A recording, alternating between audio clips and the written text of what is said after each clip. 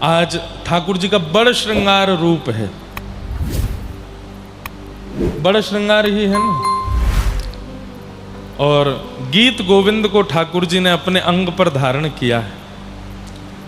मैं कहा करता हूं कि विश्व के सारे भगवान रात्रि में श्रृंगार हल्का करके शयन के लिए जाते हैं, पर महाप्रभु जगन्नाथ रात्रि में शयन से पूर्व पुष्पों का विशेष श्रृंगार धारण करते हैं। अच्छा, एक बात, अंदर की बात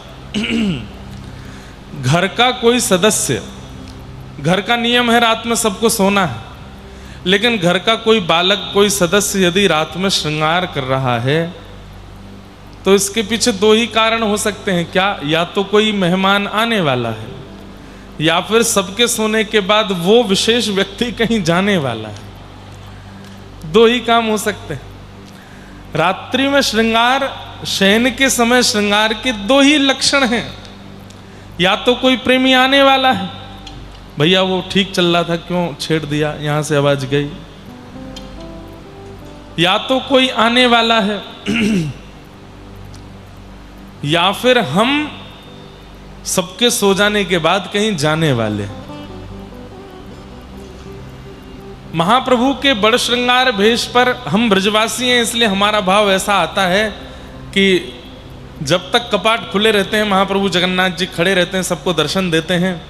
लेकिन जैसे ही कपाट बंद होते हैं, शयन होता है महाप्रभु जगन्नाथ का, तुरंत महाप्रभु जी वृंदावन पहुंच जाते हैं और वहां जाकर के श्री प्रिया जी के साथ में, किशोरी जी के साथ रास विहार करते हैं। नहीं तो इतना सज धज के कौन सोता है भाई। दुनिया का नियम है और ठाकुर जी का भी नियम है, दिन में श्रृंगार करो और रात्रि होते होते होते श्रृंगार बढ़ाओ, हल्के वस्त्र पहनो जो रात्रि सोने में कष्ट ना दें, ऐसे वस्त्र धारण करके सो जाओ। पर महाप्रभु जगन्नाथ गीत गोविंद को हृदय से लगाते।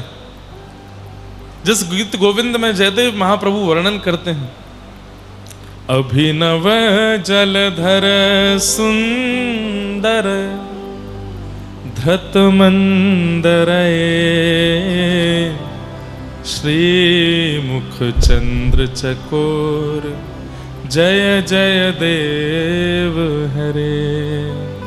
श्री राधा मुख चंद्र चकोर जय जय देव हरे। कल रात्रि में यहाँ की कथा थोड़ी खोल के देख रहा था कि कैसी लग रही है लाइव में, तो मेरे मन में आप लोगों के प्रति मीठी ईर्ष्या आ रही थी और मेरा मन हो रहा था काश मैं श्रोता होता, वक्ता कोई और होता, तो मैं भी महाप्रभु जी को देखते देखते कथा सुनता। हम दर्शन ही नहीं कर पाते, लेकिन हमने यहाँ एक टीवी लगवा रखा है, उसमें सामने वाले कैमरा से महाप्रभु जी दिखते रहते हैं। कितना बड़ा सौभाग्य कि 3 घंटे, 3.5, 4 घंटे आप महाप्रभु जी को देखते देखते कथा सुनो। ऐसा सौभाग्य कहाँ मिलता है। और उसमें भी सब जगह के मंच होते हैं तो एक फ्लेक्स लगा दिया जाता है, महाप्रभु जी का फोटो लगाया जाता है। यहाँ के महाप्रभु जी नित्य श्रृंगार करा रहे हैं, नित्य सेवा हो रही है। सुबह बाल भोग, फिर प्रसाद का जो भी नियम महाप्रभु जी का हो सकता है, सब यहाँ हो रहा है। रोज अलग अलग श्रृंगार करके, मानो जैसे कथा सुनने के लिए श्रोता सज धज के जाता है, ऐसे महाप्रभु जी रोज सज धज के कथा सुनने आ रहे हैं। कितना आनंद है। जयदेव महाप्रभु कहते हैं, भगवान अभिनव जलधर सुंदर धृत मंदर ए श्रीमुख चंद्र चकोर जय जय देव हरे। जयदेव महाप्रभु जगन्नाथ प्रभु से प्रश्न करते हुए कहते हैं, बहुत ध्यान से सुनिए सब लोग, कि नाथ, जब इंद्र ने कोप किया और व्रजमंडल को डुबाने के लिए मेघमालाओं को आज्ञा देकर के वर्षा की, तब आपने अपने बाम हस्त की कन्नी उंगली के नख पर गिरिराज जी को धारण किया।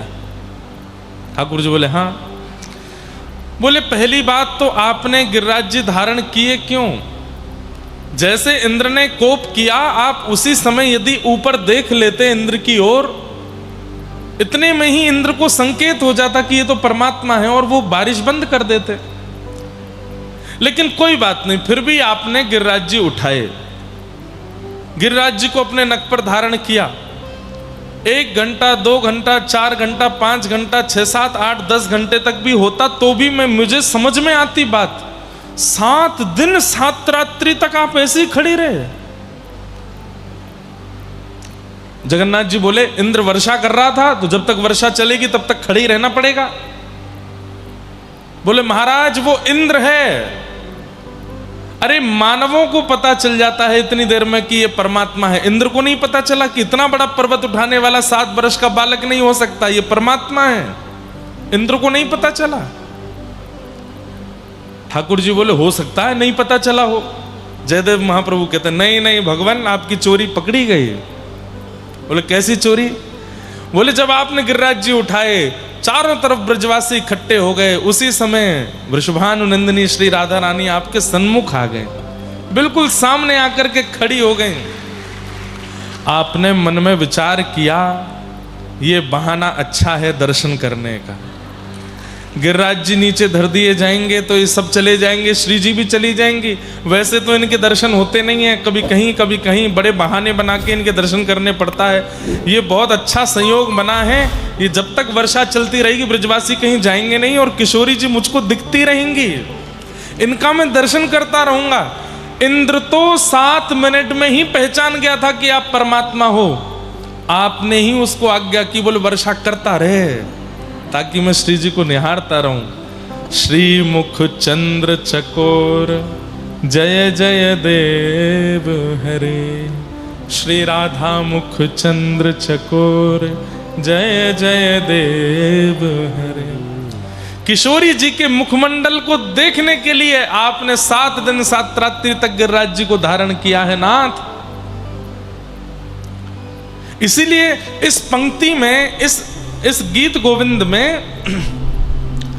जय जगदीश हरे होना चाहिए था दशावतार स्तुति की तरह, लेकिन जय जय देव हरे। अरे कोई कवि अपनी जय कैसे लिख सकता है? मैं कोई कविता ठाकुर जी के लिए लिखूं और हर पंक्ति के बाद लिखूं इंद्रेश की जय हो, हर पंक्ति के बाद इंद्रेश की जय हो, कितना अजीब लगेगा। लेकिन गीत गोविंद की इस अष्टपदी में जय जय देव हरे, ये जयदेव महाप्रभु नहीं कह रहे हैं। जैसे ही ठाकुर जी का भेद खोला तो महाप्रभु जगन्नाथ जी बोल पड़े जय जय देव हरे, तुम्हारी जय हो जय हो जय हो। जयदेव मेरे रहस्य को तुम जानते हो, मेरे प्रेम को तुम जानते हो, मेरे भाव को तुम जानते हो। तो पूरे दिन तो महाप्रभु जगन्नाथ सबके ऊपर कृपा करने के लिए रहते हैं और प्रतीक्षा करते हैं कि कब संध्या बेला हो, रात्रि बेला हो, और तब ठाकुर जी अर्चकों को आज्ञा करते हैं अब हम रास में जाएंगे, हमारा श्रृंगार करो।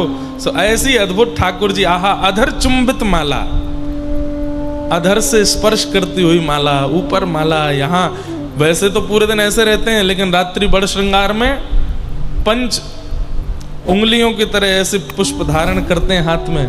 क्यों? रास करना है तो रास में हस्तकमल भी होने चाहिए, चरण कमल भी होने चाहिए, बढ़िया श्रृंगार करते हैं। और कपाट बंद होते ही महाप्रभु जगन्नाथ पहुंच जाते हैं वृंदावन, आहा, और वहां रास करते हैं श्री प्रिया जी के साथ। रास बिहार होता है, ये रास बिहारी है। और एक बात बताऊं आपको,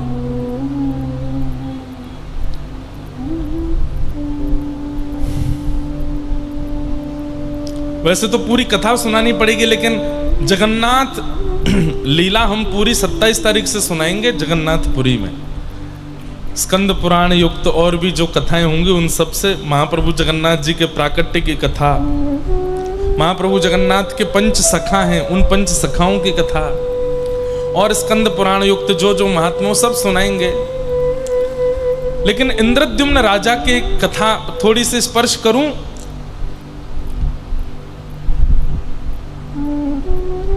21 दिन के लिए कहा था, विश्वकर्मा जी एक वृद्ध का रूप धारण करके आए, क्योंकि इंद्रद्युम्न राजा को जो काष्ठ प्राप्त हुए थे जिनसे महाप्रभु जी का रूप बनना था, उनसे कोई भी रूप प्रकट कर नहीं पा रहा था।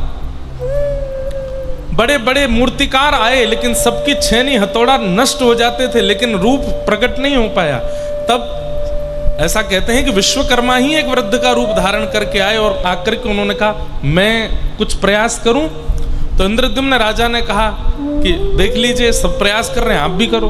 तो उन्होंने कहा कि 21 दिन तक हमको एकांत में रहना है, 21 दिन तक तुम झांक करके नहीं देखोगे। बोले जो आज्ञा। 21 दिन के लिए जब उन ब्रह्म दारू को लेकर के विश्वकर्मा जी एक एकांत कक्ष में गए और वहां जाकर के जब ठाकुर जी का स्वरूप निर्माण करने लगे तो गुंडीचा महारानी रोज सुनने जाती है छेनी हथौड़ा की आवाज और कहती हाँ ठीक है चल रहा है काम। 10 दिन 12 दिन 15 दिन जब हो गए, संभवतः 10-12 दिन ही निकले थे, गुंडीचा महारानी ने कान लगा करके सुना तो छेनी हथौड़े की आवाज नहीं। व्याकुल हो गई, बोले ये बाबा इतना वयोवृद्ध भीतर छेनी हथौड़ा लेके गया ठाकुर जी का रूप प्रकट करने के लिए, लेकिन कुछ खाया नहीं है पिया नहीं है, मुझे तो लगता कहीं पधार तो नहीं गए भीतर। इंद्रद्युम्न राजा ने कहा 21 दिन के लिए कहा है, 21 दिन तक खोल के नहीं देखना। लेकिन रानी नहीं मानी, बोले नहीं नहीं खोलिए खोलिए खोलिए, मुझे बहुत व्याकुलता लग रही है। और आपने जैसे ही द्वार खोले तो ना वहां छेनी थी, ना हथौड़ा था, ना कोई बनाने वाला वृद्ध था। महाप्रभु जगन्नाथ खड़े, बलभद्र जी खड़े हैं, सुभद्रा जी खड़ी हैं, सुदर्शन जी खड़े हैं। ये देख करके इंद्रद्युम्न पहले बहुत रोए, अनर्थ हो गया। क्यों? ठाकुर जी अधूरे रह गए, इनके हस्तकमल नहीं बन पाए, इनके चरण कमल नहीं बन पाए, इनका मुखमंडल अभी पूर्ण नहीं बन पाया, मेरे ठाकुर अधूरे रह गए। तो कहते हैं एक स्वर सुनाई दिया इंद्रद्युम्न राजा को, बोले अधूरे नहीं यही पूरे हैं, ये पूरे ठाकुर जी हैं। कैसे पूरे हो सकते हैं? इनके हाथ तो है नहीं, इनका मुख स्पष्ट तो है नहीं, इनके चरण स्पष्ट तो है नहीं। बोले अरे ये प्रेम विगलित ठाकुर जी हैं। श्री प्रिया जी, ब्रजवासी, किशोरी जी, नंदरानी, यशोदा, नंद बाबा, सब ब्रजवासियों की याद में ठाकुर जी के हाथ पैर पिघल गए हैं। प्रेम की 10 अवस्थाएं होती हैं बंधुओं। 9वीं अवस्था में जब प्रेमी आ जाता है तो अपनी प्रेमी की याद में उसका शरीर पिघलने लग जाता है।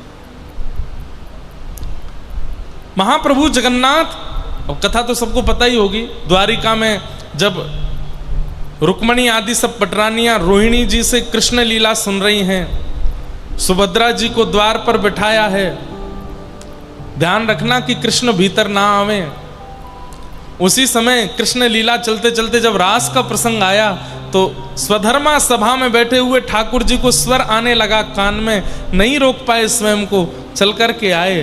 और तभी बीच में मंत्रमुग्ध सुभद्रा जी बैठी, इधर ठाकुर जी, इधर बलराम जी, और बैठे बैठे जब मथुरा गमन प्रसंग रोहिणी जी ने कहना शुरू किया तो ठाकुर जी के विरह में व्याकुल हो गए। और सब ब्रजवासियों की याद में, किशोरी जी की याद में ठाकुर जी की भुजाएं खड़ी हो गईं। अरे मेरे ब्रजवासियों को कोई लेकर के मेरे हृदय से लगा दो, अरे मेरे ब्रजवासियों को कोई लेकर के आ जाओ। उस समय ठाकुर जी का श्री अंग पिघल गया। तब नारद जी प्रकट हुए और नारद जी ने भीतर चल रही कथा में जाकर के रोहिणी जी को शांत किया। बोले मैया कथा विश्राम करो, अनर्थ हो जाएगा। मैया बोली क्या हुआ? बोले ब्रज के विरह में ठाकुर जी पिघल गए। और बाहर आकर के देखा तो श्री द्वारिकाधीश बलभद्र जी, सुभद्रा जी ब्रज के विरह में प्रेम विगलित हो गए। द्वारिका के सब लोग रोने लगे। नारद जी कहने लगे नाथ अनर्थ हो गया। ठाकुर जी बोले नहीं, इस स्वरूप को संभाल के रखूंगा मैं। ये ब्रजवासियों के प्रेम में विगलित मेरा स्वरूप है। कलिकाल में लोगों को प्रेम का अनुभव कराने के लिए मैं इसको पुनः प्रतिष्ठित करूंगा। कहां प्रतिष्ठित करेंगे? बोले ये अधूरा नहीं है, ये पूरा है, इसलिए पूरा स्वरूप पुरी में ही जाएगा जहां पूरे ठाकुर जी विराजमान है। इसीलिए वैसे तो वो सप्तपुरियों में है इसलिए उसका नाम पुरी है, लेकिन वहां पूरे ठाकुर जी इसलिए भी पुरी है। पूरा व्यक्ति कब माना जाता है? धनवान है पूरा नहीं है, यशवान है पूरा नहीं है, पत्नी बच्चे घर खानदान सब कुछ है पूरा नहीं है। पूरा कब? जब उसके चित्त में प्रेम है तब पूरा है। श्री ठाकुर जी पूरे हैं, प्रेम युक्त है, प्रेम से युक्त है, इसलिए पूरे हैं, इसलिए पूरी में है।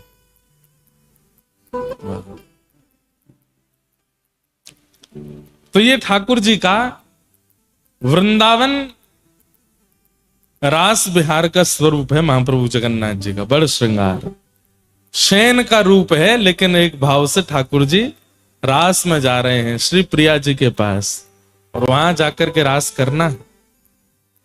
हमारे यहां ब्रज का नियम है कि ठाकुर जी जब रात्रि में शयन कराओ तो उनका जितना भी श्रृंगार दिन भर उन्होंने धारण किया वो ठाकुर जी के तकिया के पास में ही रखना चाहिए। क्यों? हमको दिखाने के लिए ठाकुर जी थोड़ी देर सोएंगे, हम सब लोगों के सोने के बाद ठाकुर जी तुरंत उठ करके रास में जाएंगे।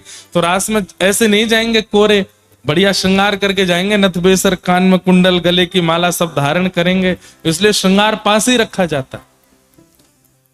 अरे अब यहां भाव बनेगा कि नहीं पता नहीं, नहीं तो अष्टयाम में ठाकुर जी की मंगला से पूर्व की क्या लीला होती वो किसी दिन सुनाऊंगा। मंगला से पहले ठाकुर जी भग के आ रहे होते हैं। कहां से? बोले रास से। क्यों? मंगला का मतलब क्या? बोले यशोदा मैया जगवे वारी है, वाके उठवे से पहरे पहरे नंद भवन पहुंचनो मोए।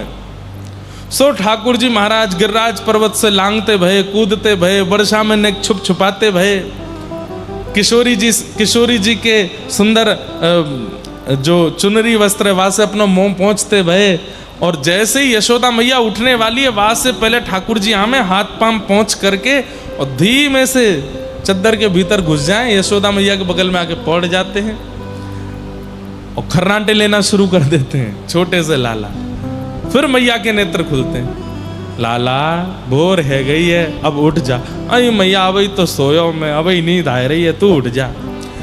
यशोदा मैया स्नान करने जाती है, गौ दोहन करने जाती है, गोबर लेपन करने जा, इतनी देर में ठाकुर जी अपनी नींद पूरी कर लेते हैं। उसके बाद मैया आती है, आकर के ठाकुर जी को उठाती है। ये रात भर बाहर रहते हैं। कहाँ रहते हैं? बोले रास में रहते हैं, इसलिए श्रृंगार करके जाते हैं। बोलो जगन्नाथ महाप्रभु की। ऐसे रास बिहारी हमारे जगन्नाथ जी हैं, इतना इनको रास प्रिय है। ऐसे ठाकुर जी को बारंबार प्रणाम।